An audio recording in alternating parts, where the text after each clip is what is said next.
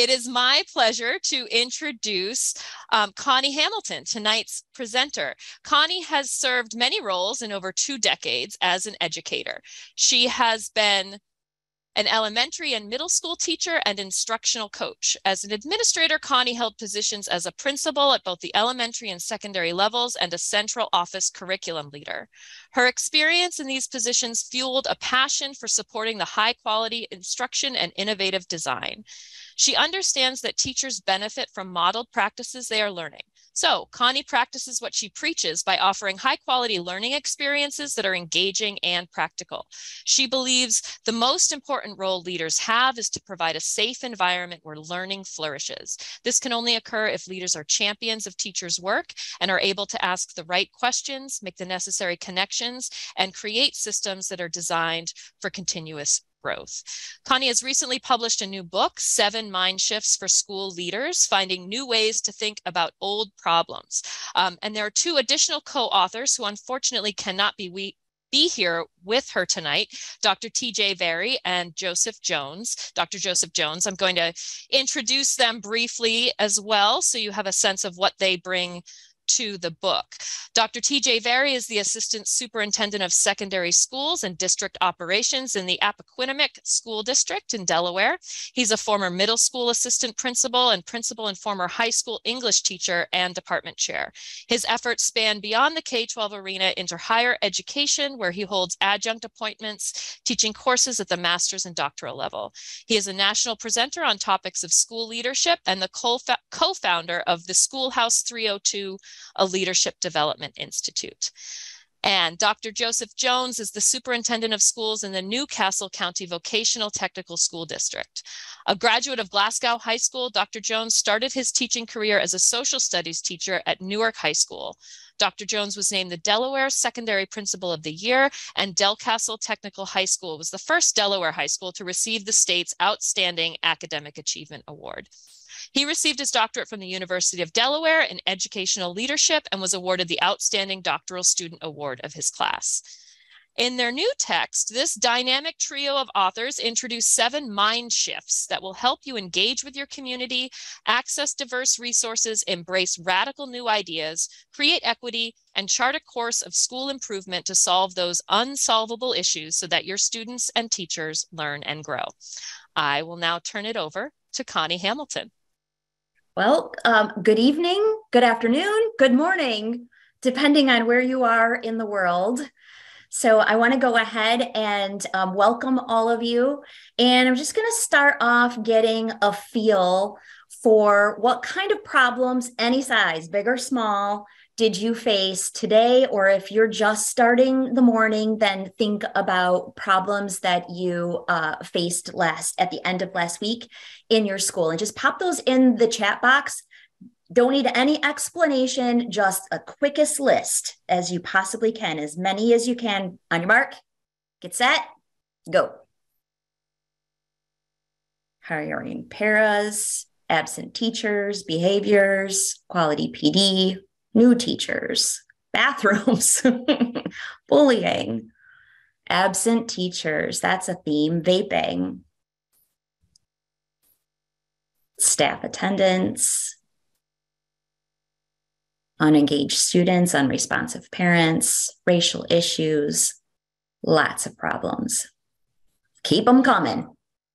We have over 100 people in this group, so I imagine if we were to sit on this long enough, we could easily stretch over 1,000 problems. Broken heater. Yep, leaders fix that tough stuff too.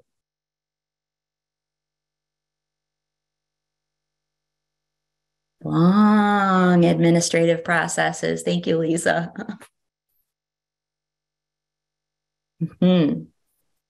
So if you're still kind of making your way over to that chat box and putting them in, keep them coming. We're going to circle back to a few of these lists. Weather, yeah, sure. So in thinking of the problems that you brainstormed just for yourself, now I want you to switch to thinking about the problems as a fraction, with the denominator being the total number of problems that you faced, and the numerator being the number of problems that you walked into the building, planning to solve for the day. So we're looking at just a fraction. How many did you plan to solve versus how many did you face? Pop that in the chat box. I think people are doing some mental math. Let me think, how many problems did I face? 3 out of 20, 3 out of 10, 1 out of 3, 5 out of 10 with a question mark, 2 out of 16, 1 out of 7. So I'm looking at these numerators and I'm not seeing much higher numbers than 3 so far. And that's about what I expected. When we think about the job of administrators, we very seldom have control over how we spend our time and how we dedicate, even though we know that there are big problems that we are facing that we would like to be able to solve. Our attention is pulled in a variety of ways, and those major issues that where our heart really is and we feel are going to make the biggest difference for students often don't get addressed because there are so many other things that pop up. So I want to start with just making a connection to a shoe company. If you know me or if you've seen me around, I have a thing about shoes. So this story is kind of near and dear to my heart. Zappos is a company that now is known for their customer service, but they weren't always like that. And when Zappos first opened and started selling shoes, they outsourced their warehouse, which caused a pretty major problem in the sense that they didn't have control over their inventory and they had little control over delivery times and didn't necessarily have the capability of communicating accurate delivery times. So for a company that kind of prides itself on customer service, a lot of those key factors that were really important to the customer were out of their control. And a lot of companies, when they outsource, they look at cost saving opportunities and try to find a way to solve those problems while continuing to outsource and saving their money. But Zappos decided that they were going to take control over warehousing, storage, and delivery. And so they opened up a new location for storage, and then they opened up another location for customer service. And so instead of adding services like, hey, you get this bonus or you get that bonus to offset the poor customer service, they really dedicated their time and energy to training their customer service agents, supporting them in every way that they could so that they could pride themselves in being the #1 customer service shoe company. And so in that process, they built a new warehouse and that caused them to relocate. So relocating also was a big change. And so the Zappos executives looked at how they needed to embrace change, how they needed to prepare for it, and how they needed to be able to look forward within that change. So they intentionally chose locations that would allow them to continuously grow.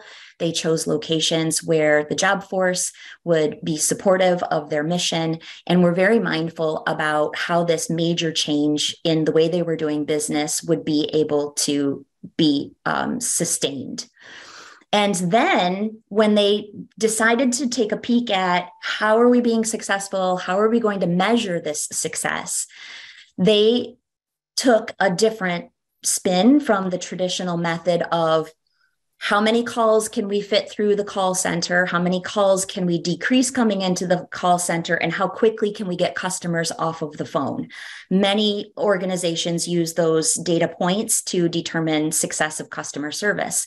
But Zappos flipped it completely and said, it's not our concern about how long it takes. Our concern is the quality of the service and the satisfaction of the customers. And so this was inspiring to us as we were thinking about what kind of a mindset that it must take to take this leap and really look at 3 key areas that is different from the norm, and all of which individually pose a pretty significant risk to the company.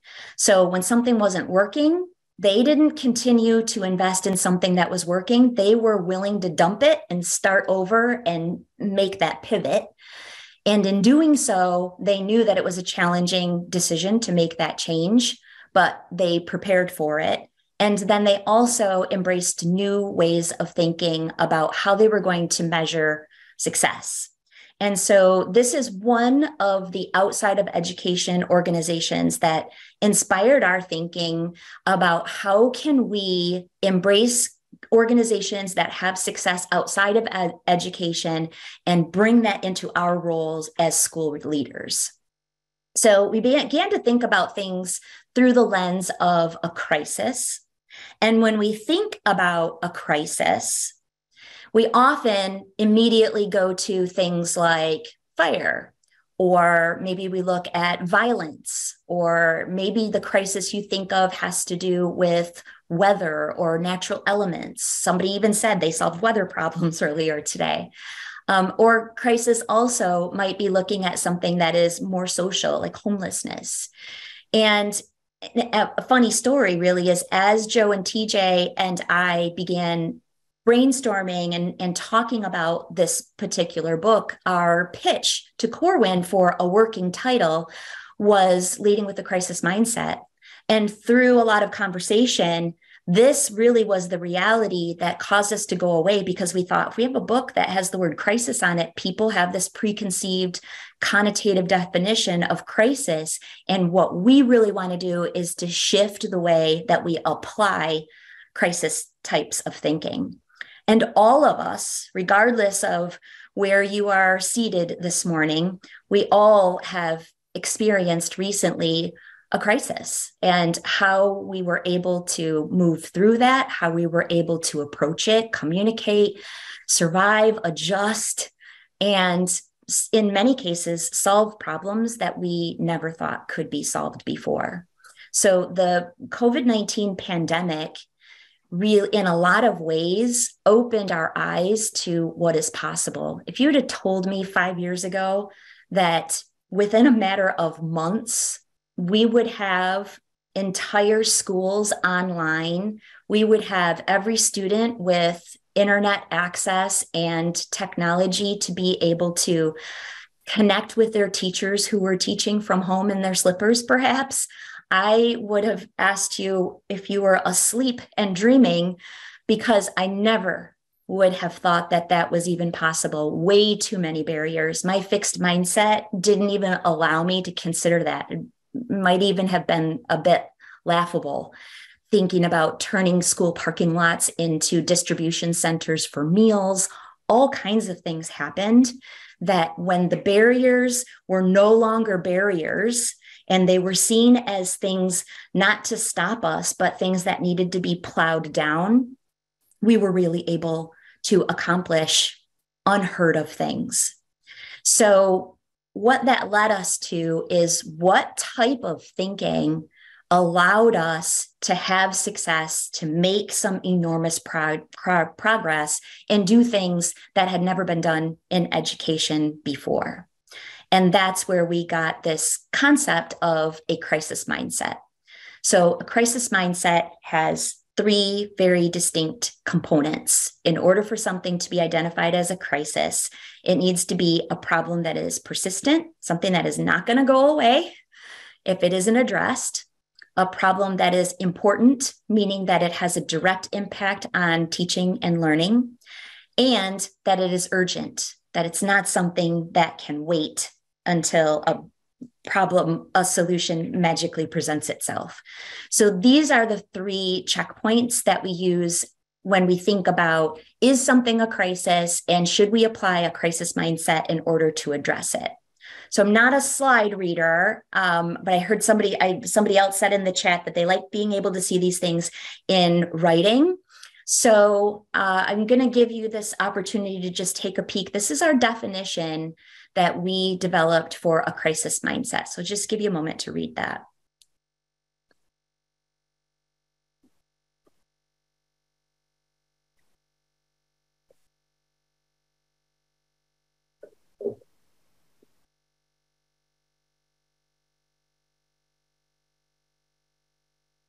So when you take a look at this, this definition, hopefully you can see the connection to persistent, important, and urgent. So when we have this mindset of how we're looking at things, a new approach, we're letting go of what we thought was possible, we're letting go of what we believe is impossible, and moving forward. And so when we maintain a crisis mindset, we can use that to lead our community. And when we lead with a crisis mindset, we bring other people into this mentality and the mindset that problems can be solved. We just have to figure out a new way to do so. So again, I'll just give you a minute to take a look at what leading with a crisis mindset means to us.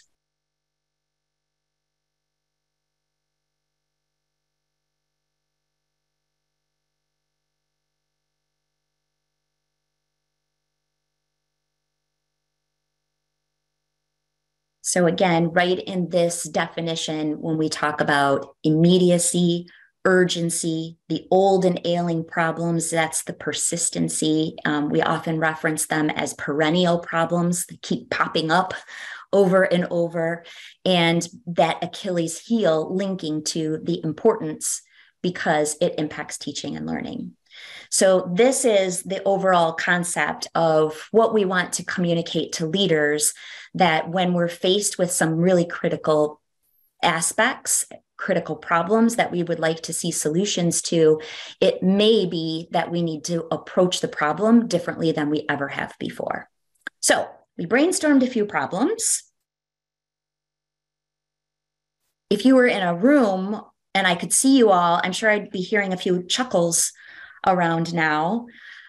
Some of these things we did actually see on your list of things that you were able to address today or recently. So again, applying that crisis filter of looking at different issues that are impacting education, impacting our schools, how do we determine whether or not it's deemed a crisis? Well, we look at, is it important, urgent, or persistent? So in taking a look at this first one, equity is important, urgent, and it's persistent. And so is this an area that we believe a crisis mindset can be beneficial? You betcha. And then as we move on, we look at things like grading and assessment practices, looking at grade 3, third grade. What year would that be? Year 9 students, 9-year-olds, how those issues are impacting learning and teaching. We believe that those are at the crisis level as well. But when we look at other problems that leaders often are pulled to face, like puke in the hallway, a disgruntled parent, or looking at identifying a theme for March's Reading Month, these are some of the issues that do pull our time, but don't necessarily qualify as a crisis. So puke in the hallway, no, that's not a crisis. And then taking a look at the rest of these too. So staff shortages, certainly in many cases, I saw that maybe was the number one thing that you were all dealing with. I don't have enough teachers. I don't have enough subs. What am I going to do to cover classes? It is a crisis. And it's something that we need to think about in a different way, because the option that we have as our default is call a sub. Well, that's not really an option so much for most schools anymore. So we have to look at this in a very different way. And it may mean that we have to abandon what we have assumed is the way that things have to be done. So when we take a look at these issues, these are big, right? There are some pretty major pieces. And as I'm thumbing through the book that I have right here, it only has 196 pages in it. So we're not going to solve these problems of equity, grading, third grade reading scores, staff shortages. We don't offer solutions, but what we offer is a model and a guide to help you undo traditional thinking and approach it from a new perspective. So we have these guiding questions here for the 3 areas of the crisis mindset. So does it impact teaching and learning? Does it require immediate action? And is this a problem that is ongoing? So these are some reflection questions to think about. And I would like for you to think about your own school space and what are some of the issues, probably not things that you addressed or solved today necessarily, but what are some of those things that are still unsolved that would meet this criteria and that maybe we should treat as a crisis in education? So go ahead and pop those in the chat and see what kind of ideas that we have here.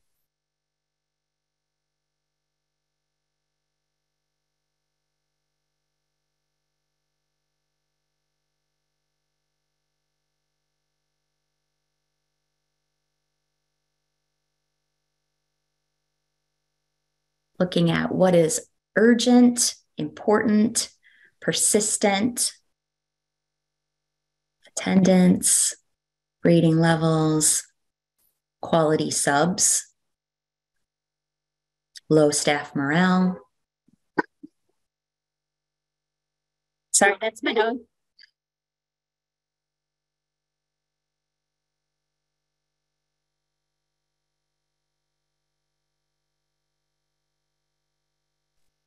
I came prepared. I figured that would happen.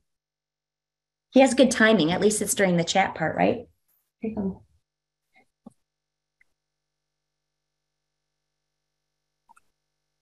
Yeah, engagement. Oh, yeah, SEL for sure. Yeah, some people are piggybacking on one another's ideas. So when we're faced with some of these, some of the issues that draw our time, it doesn't allow us to take opportunity to undo thinking. We're just constantly on response mode, reaction mode. And when you're in that sort of state of survival mode, you tend to rely on what is familiar, what you know, and your experiences. And unfortunately, what we know and our experiences haven't been able to solve these problems yet, because they continue to occur, as evidenced in the chat box here, where people are piggybacking. Yes, I agree. Me too. Definitely that particular area. So within the book, we do apply different kinds of mind shifts to a variety of areas. And these are some of the areas that we address and we use as examples of how a different way of thinking might address some of these different problems. So looking at third grade reading scores, grading and assessment, remediation or intervention systems, response to interventions, equity, students with interrupted formal education, English language learners, how do we empower students, amplify their voice, et cetera. So these are some of the issues that, again, we use as a backdrop to bring the models and the mind shifts alive through the lens of these different issues in education. So these are the mind shifts. There are 7 of them. And tonight we're going to dig into one of them. And instead of going a mile wide and an inch deep, I'm going to try to do more of an inch wide and a mile deep and give you just a really good perspective of one of the chapters. So I chose a beginner's mind to share with you tonight. So the idea is to shift the way that you think about problems and use a beginner's mind to think about that. So what does that mean?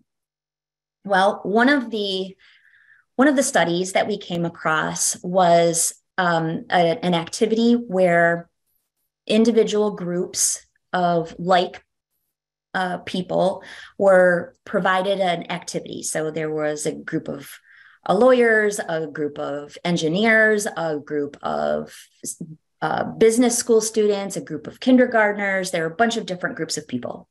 And they were all given the same task. And that task was use 20 sticks of raw spaghetti, a yard of tape, a yard of string, 1 large marshmallow, and in 18 minutes, build the tallest structure that you can. That was the task. And what happened, I'm going to delay you for a little bit here. 3 of the groups, business school students, kindergartners, and lawyers, each had 10 inches, 15 inches, and 26 inches tall. And those are not correlated, those are random. I put them in alphabetical order and in numerical order, so they would be randomized. So I'm just going to ask you, of these groups, which one do you think performed the best? And if you'd like to add why you think that, I would be interested in your reasoning. So which group, business school students, kindergartners, lawyers, which group do you think performed the best at 26 inches tall? Pop that in the chat box.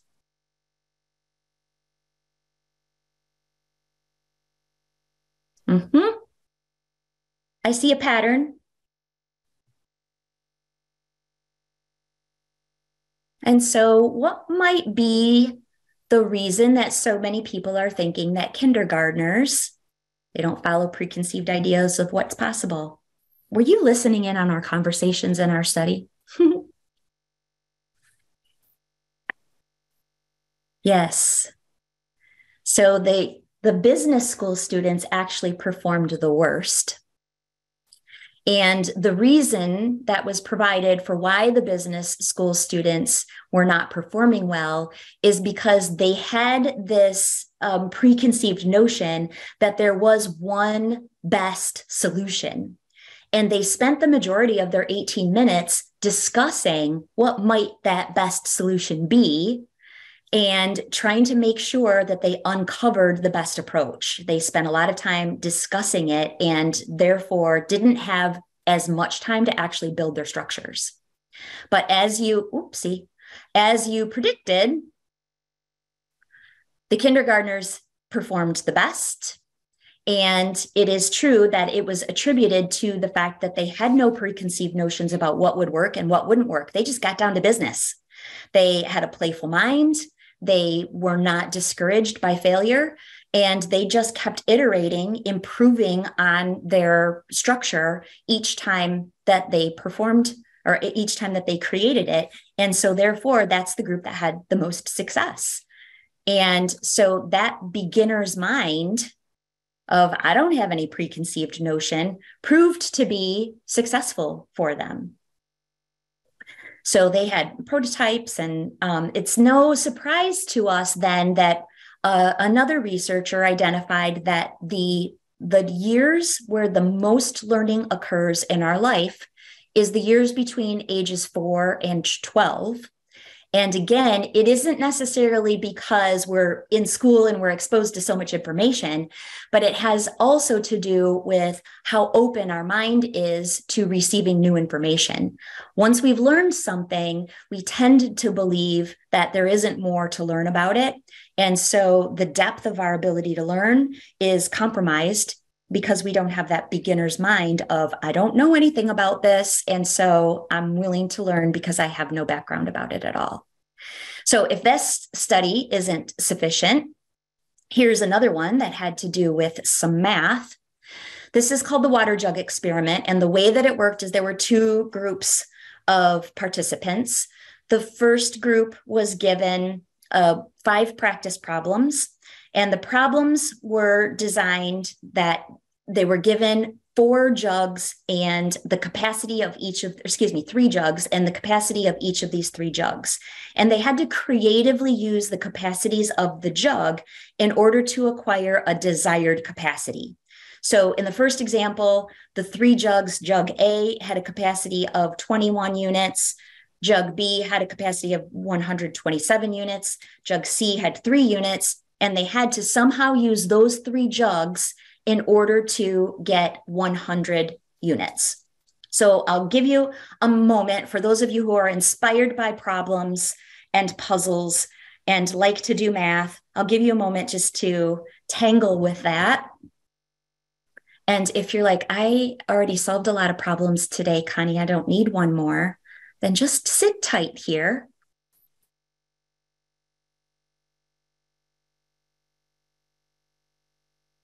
If you can put that in the form of an equation, I welcome you to add that to the chat box.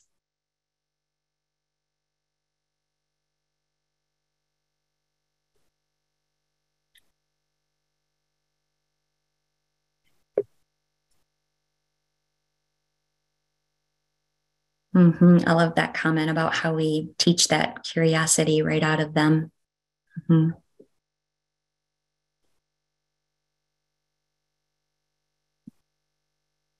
Yeah, there we go. I think it's Rubina and David. So you take jug B, you subtract the capacity of jug A, and then you subtract the capacity of jug C twice. Correct. That's the formula essentially. So in the experimental group, they had this problem and they had 4 more.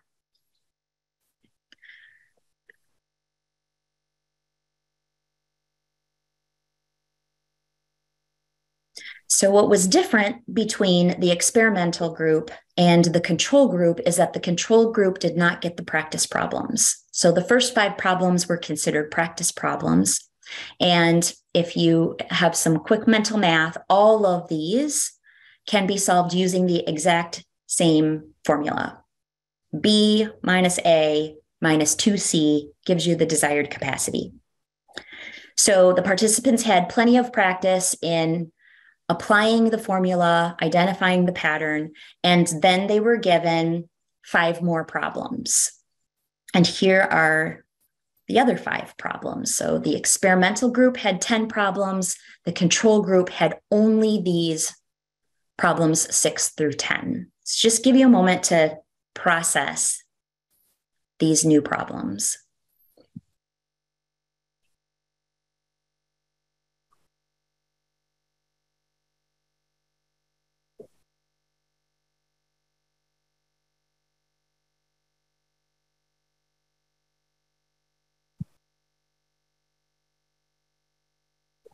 I'm chuckling because my dog is going to town on that Kong.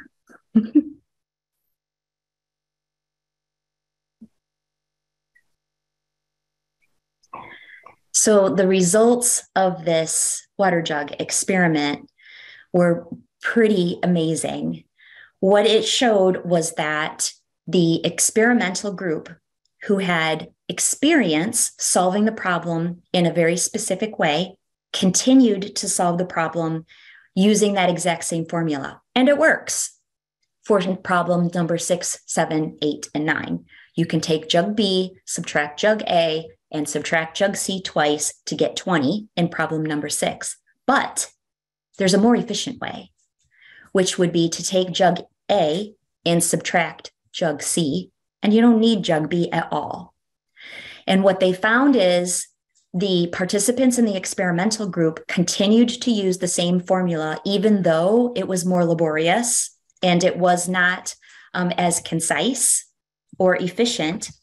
And when they got to problem 10, many of them deemed it unsolvable. They were so set in a single solution that they had proven 9 times in a row that they were unable to think about looking at the problem in a different way. The control group, who didn't see the first 5 problems, were able to find the most efficient way of solving them and were able to look at each of the individual problems 6 through 10 as independent problems and were not challenged by problem number 10. Doesn't work. Did I do the wrong numbers on number 7? I have to look at that. I might have typed it in the PowerPoint incorrectly. Thank you for that. So what this tells us when we take a look at this is when we believe that we have a solution, we are more closed in from looking at the process and looking for solutions, new solutions, when we believe that we already have one. So applying that mentality, it's not just enough for us to say, hey, here's why you need to have a beginner's mind. We also want to share with you, what does that mean to embrace a beginner's mind and how can you institute it with all of the experience that you do have? So the mentalities that we have for beginner's mind is we embrace the belief that we do not already have a solution. We do not apply a preconceived notion, but that the solution is unknown to us. We're not looking within to find that answer. And also, accepting the fact that there may be multiple solutions to the problem. So if we find a single solution, that we don't pause there and implement that single solution, but we continue to explore ways that we can identify multiple solutions so that then we can choose the one that is the most efficient. And then we don't position ourselves as experts, but we do make sure that we include other people who have more expertise than we do in particular areas, so that we also can have additional information that we may have been quiet or not available to receive because we weren't willing to look at other ideas. I don't need help, I got it. So these are the mentalities of looking at a beginner's mind. And then in order to make that application, we have the model of discover, collect, process, and respond. So we begin with looking at discovering information. And when we discover information, what we're looking to do is to really implore and to provide a playful mind, meaning we're being creative, thinking out of the box. Maybe some of these ideas might appear outrageous, like teaching from home in your pajamas and dealing with a pandemic. It may feel very unachievable, but if we don't explore those ideas, then for sure they're dead in the water. So one of the experiments that we read about was 76 college students were tasked with identifying and describing what they could do if they had a day off of school. If they had a snow day, how would they spend the time? I know some of you are probably in regions that maybe can't relate to the idea of snow days, but this particular study, they could. And just by making the suggestion to the college students to think about their snow day as if they were 7 years old, increased the creativity of the responses that they were able to provide. So when we talk about using a playful mind and discovering information, there are studies that show that just triggering yourself and intentionally processing things through a child's perspective can increase the creativity of the way that you think about things. The next area is how we're collecting information, being open to it and approaching it as if you'd never heard anything about this before. This is completely new to me, and I am a novice and I am a sponge of information, and I just want to learn as much as I can. That's the idea of collecting information. And then the next is how we process the information.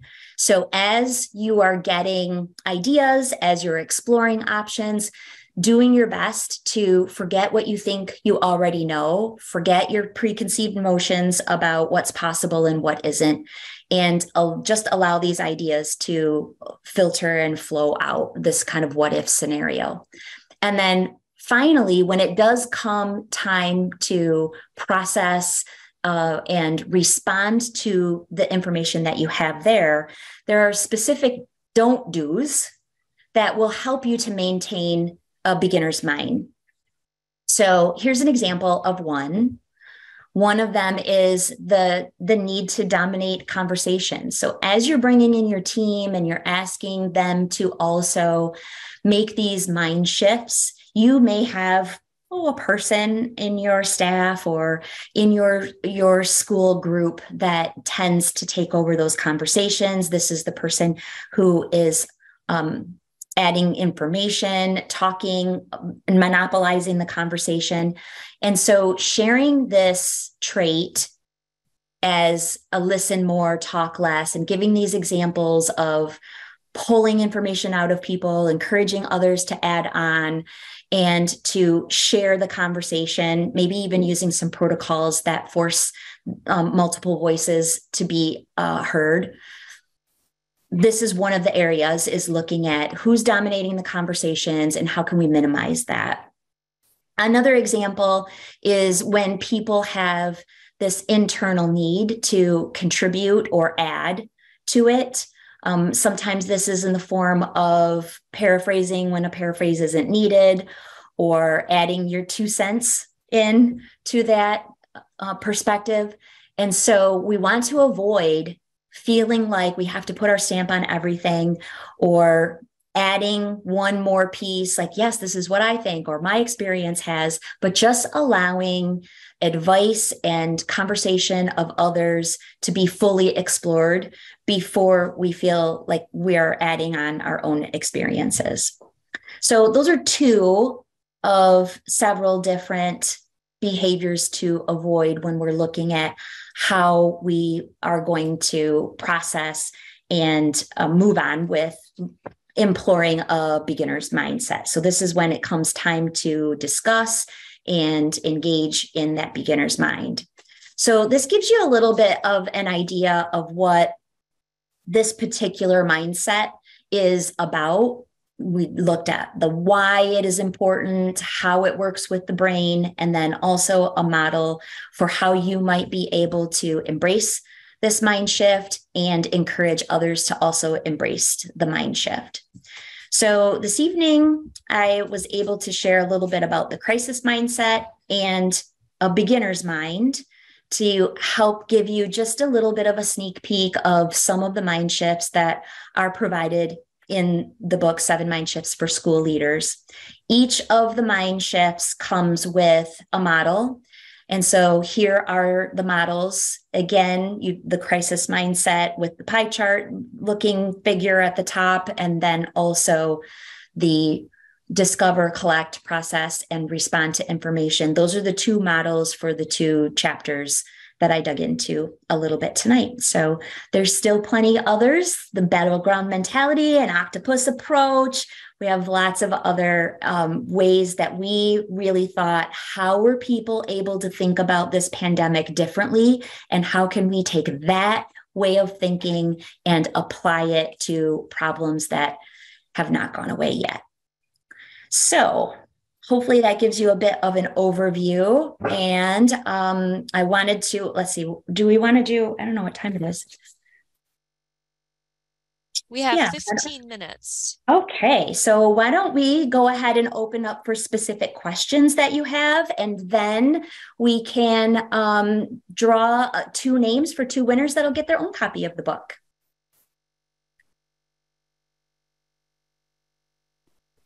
And I would say not just questions either, but also like, what are some of the ahas, the takeaways? What connections are you making?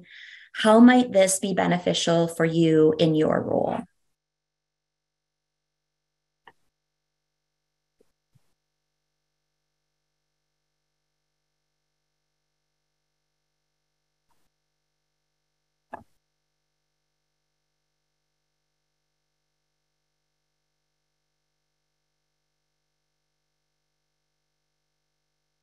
Thinking about how we might apply a new mindset to some problems. How might this benefit you and your staff to think about old problems in new ways?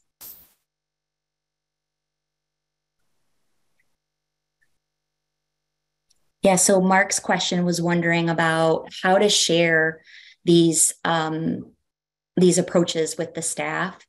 So I know I'm happy to share some thoughts and ideas, but also in every chapter, there's a section that is a technical tip. And in the technical tip, it really speaks to how do we share this idea? How do we bring this to a broader audience? What are some of the ways that we can onboard people to embrace these different mind shifts? Yeah, and it really is kind of about thinking out of the box, but really putting a process to that of how do we go about undoing what is naturally within us. We have our intuition, we have bias that comes into play. How do we let go of those things in a systematic and intentional way, other than saying to our staff, we got to think outside the box? So that's what we are trying to help provide, is what are some of the ways that we can walk people through intentionally triggering a new way of thinking and doing it in a very public and a very transparent way. Yeah, David, that's a really good point, that it allows you to make mistakes. We think about what kind of grace that we had during the pandemic when we knew we had to do something, and we were pretty sure that what we were first going to do wasn't going to be a perfect solution, but we did it anyway. And with the notion that when we discover what's wrong with this process, or when we're able to do better, we will. But there was a lot of grace, and there was an assumption that there would be multiple iterations. There was no expectation that we would get it right the first time. And so how do we bring that idea into allowing for a little bit of trial and error so that we can have multiple iterations, we can learn from our mistakes, and we're not in the position of just kind of being a sitting duck? The beginner's mind also comes from Shoshin. There's a lot of background of really looking at mindfulness and gaining wisdom. And that's why I chose that particular one. It's one of my favorite chapters. And Connie, there are a lot of questions in these chat. They came by so well, I'm fast. happy to stay. I'm happy to stay so long as Louis lets me. I'm petting him like mad underneath my table here to keep him appeased. But yeah, I'm happy to stay. I see a theme. There seems to be a theme, a lot of questions about how do you do this work if not everybody's on board, or if there are people looking for quick solutions or expecting the same old, what would you say? Yeah, I think it's really about we tried to offer you a variety of different approaches. So there's an outside story, like the Zappos story. So bringing non-school success stories to say, this is something that has worked elsewhere. This way of thinking has a proven example of success. So that's narrated in every chapter outside of school. And then we have what's not working. So there's a section in here that talks about flawed thinking. So for those people that respond to, here's why you shouldn't do it, that shouldn't continue to do what you've been doing. This is what's wrong with our old way of thinking. And then we do mindfully go through describing the mind shift and then apply it to a specific structure. And then, as I mentioned, the technical tips. So the technical tips is a way to onboard people. There's a hook with bringing in outside agencies or success stories within the business world. There's a direct connection to all of the different perennial problems that we brainstormed that I showed you on one of the earlier slides.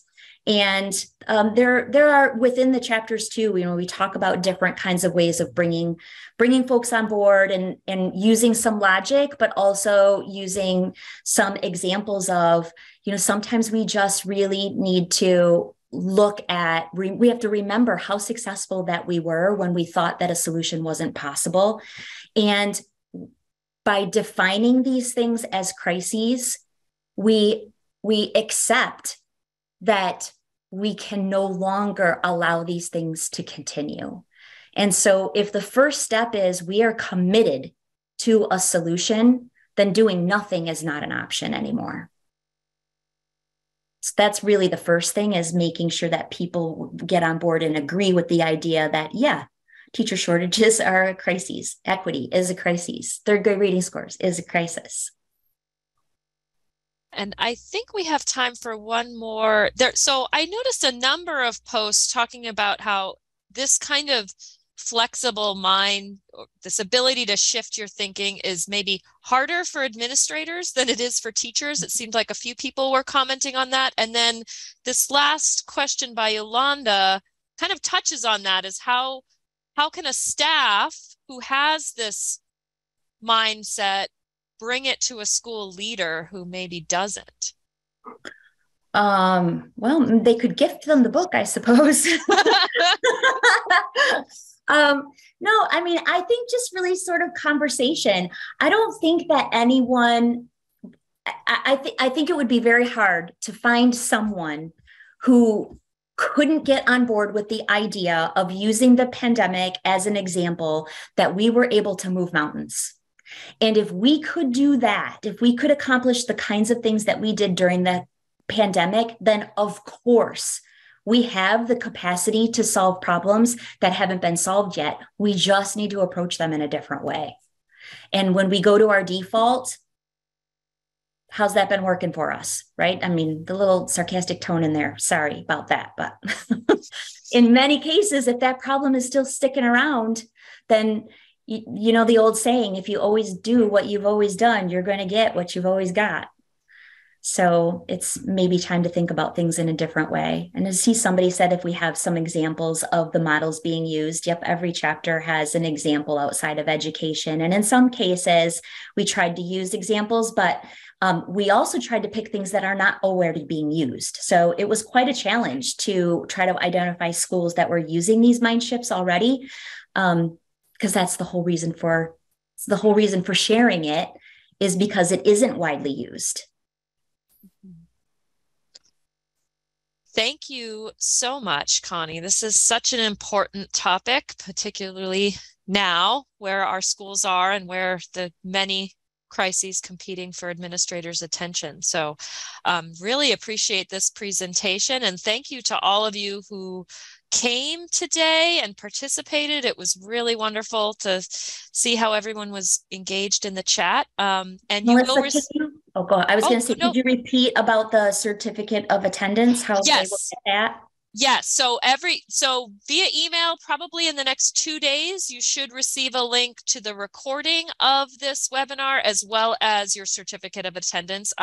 Sometimes Corwin emails can go to your junk box. So if you haven't seen it, please check there. And I think you can add us to your safe senders list so that you can get future announcements. So thank you all so much for joining us. And Connie, thank you again for this wonderful presentation. My pleasure. Thank you for everyone for taking time out of your busy day. Wonderful.